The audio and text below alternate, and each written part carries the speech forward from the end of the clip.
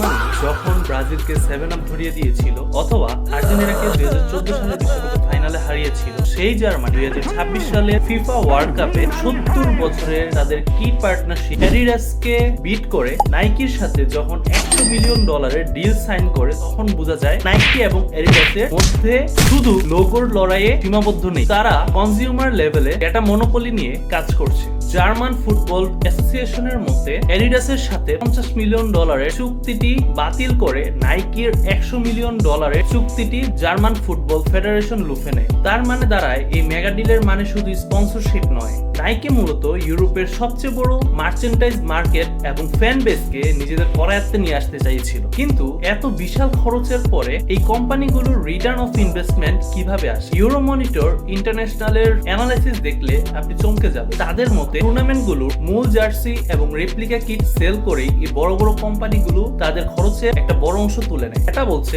একটা মেগা ইভেন্টের মাসে নাইকি বা এডিডাসের সেলস চার্টে 25 থেকে 30% পর্যন্ত স্পাইক দেখা যায়। এর সাথে যুক্ত হয় $বিলিয়ন ফুটওয়্যার এবং স্নিকার ইকোনমি, যা জার্সির লোগো দেখে ফ্যানরা শোরুম থেকে কিনে থাকে। Global management consulting giant McKinsey and company তাদের রিটেল অ্যানালাইসিস অনুসারে বলছে এই বড় বড় কোম্পানিগুলোর মেইন টার্গেট হলো জেনজি কনজিউমারদের ডেটা কালেকশন করার যুদ্ধ। জার্সির কিউআর কোড এবং ডিজিটাল অ্যাপের মাধ্যমে এই বড় বড় কোম্পানিগুলো কনজিউমারদের ডেটা ট্র্যাক করে, যা ফিউচারে তাদের ডিরেক্ট টু কনজিউমার অথবা D2C তে $বিলিয়ন ইম্প্যাক্ট ফেলে। নাইকি অথবা এডিডাস কোন কোম্পানির লোগো আপনার বেশি পছন্দ তা কমেন্ট বক্সে জানান।